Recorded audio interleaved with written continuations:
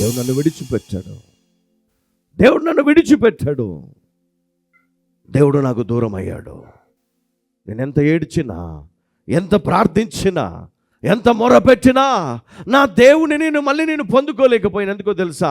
నేను పాపాన్ని విడిచిపెట్టలేకపోయినాను, పాపానికి బానిసయ్యాను, పాపానికి నేను దాసుడనైనాను.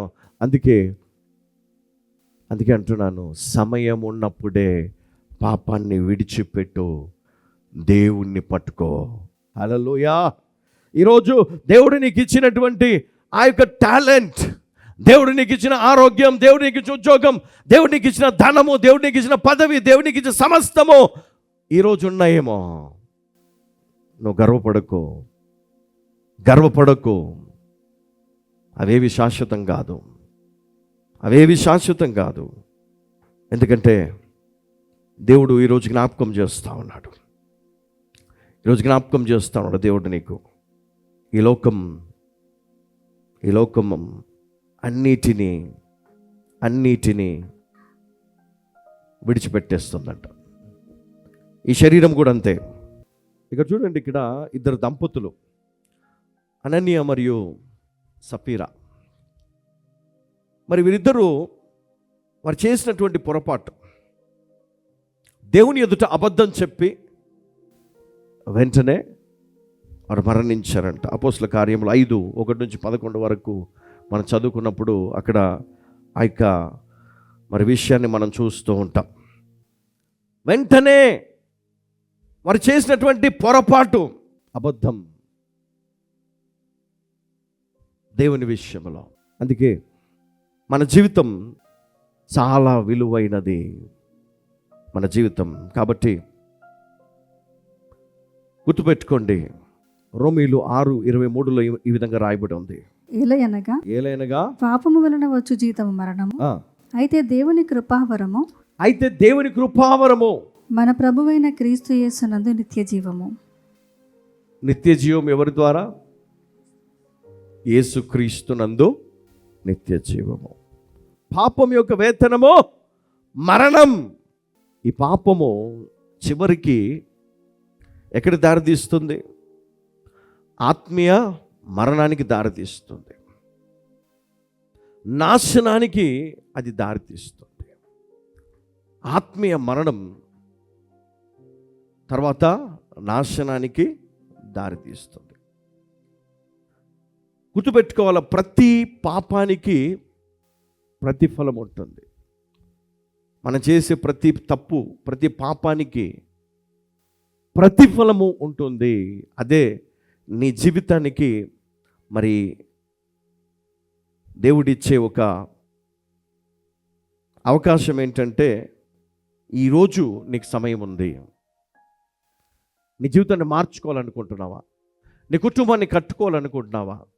నువ్వు కోల్పోయిన సంతోషకరమైన జీవితాన్ని తిరిగి పొందాలనుకుంటున్నావా? ఈరోజు నువ్వు నలిగిపోయి ఉండొచ్చు.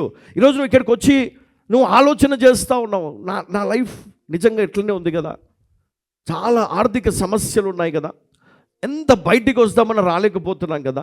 దీనికి కారణం ఏంటి? ఆ కారణం నీకు తెలుసు కదా.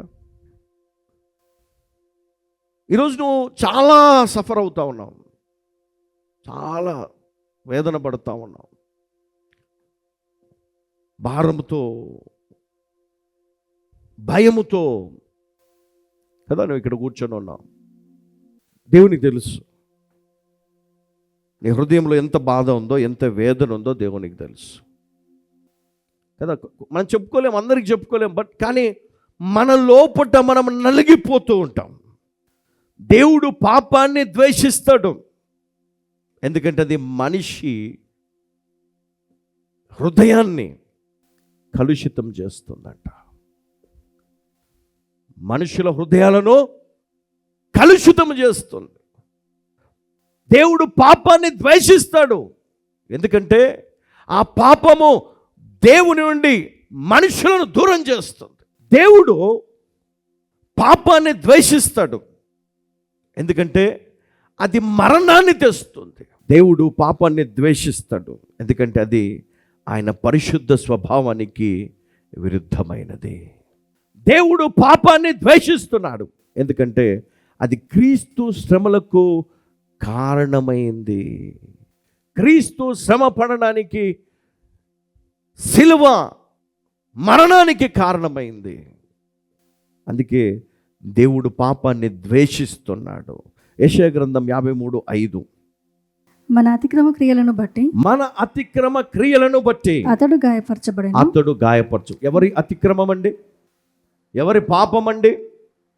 చెప్పాలి. ఎవరి పాపాలు కదా? మన పాపాలు, మానవ పాపము. పరిశుద్ధుడైన యేసుక్రీస్తు మరణానికి కారణం. అందుకే దేవుడు ఈ పాపాన్ని ద్వేషిస్తున్నాడు. అమ్మా, దేవుడు నిన్ను ద్వేషించట్లే, దేవుడు నిన్ను ప్రేమిస్తున్నాడు. బ్రదర్, దేవుడు నిన్ను ద్వేషించటం లేదు, నిన్ను శపించడానికి, నిన్ను నాశనం చేయడానికి. He loves you. హల్లెలూయా. దేవుడు పాపాన్ని ద్వేషిస్తున్నాడు, నిన్ను కాదు. దేవునికి మహిమ కలుగును గాక. అందుకే మనం బ్రతుకున్నంత కాలం ప్రతి ఒక్క సమయమందు మనం జ్ఞాపకం చేసుకోవాలా. అందుకే సిలువను చూసినప్పుడు పాపం ఎంత ఘోరమో మనకు అర్థం అవ్వాలి. అందుకే సిలువను చూసిన ప్రతిసారి జ్ఞాపకం చేసుకోవాలి. సిలువ వైపు చూసిన ప్రతిసారి మనం జ్ఞాపకం చేసుకోవాలి. ఇదిగో బల్లలో పాలు పొందే ప్రతిసారి ఇది క్రీస్తు శరీరము, ఇది క్రీస్తు రక్తము. మన కొరకు గాయపరచబడ్డాడు, మన కొరకు రక్తము చిందించాడు, మన కొరకు ఈ శరీరం నలగొట్టబడింది. మనం జ్ఞాపకం చేసుకోవాలి. దేవుడు పాపాన్ని ద్వేషిస్తున్నాడు, ఎందుకంటే అది సంబంధాలను నాశనము చేస్తుంది. రిలేషన్స్ కదా. సామెతలు 16:18. నాశనమునకు ముందు గర్వము నడుచును, పడిపోవుటకు ముందు అహంకారమైన మనస్సు నడుచును. ఎవరు చెప్పినా వినరు కొంతమంది, ఎవరు చెప్పినా అర్థం చేసుకోరు. గర్వం, అహంకారం ఎందుకు వస్తుంది తెలుసా? రాబోయే రోజుల్లో నువ్వు పతనం కాబోతున్నావు. నీ అధికారం, నీ డబ్బు, నీ హోదా, ఇవన్నీ కోల్పోతున్నావు. జాగ్రత్త. గర్వం నాశనమునకు ముందు వస్తుందని కదా. నాశనానికి ముందు ఏమొస్తుంది? ఒకడు గర్వపడుతున్నాడు, ఒకడు ఎగిరెగిరి పడుతున్నాడు అంటే దానికి అర్థం ఏంటి? రాబోయే రోజుల్లో వీడు పడిపోతున్నాడు అని అర్థం. అందుకే మనం ఎప్పుడు కూడా గుర్తుపెట్టుకోవాలి, దేవుడు పాపాన్ని ద్వేషిస్తాడు కదా. ఎందుకంటే అది సంబంధాలను నాశనం చేస్తుంది. హల్లెలూయా.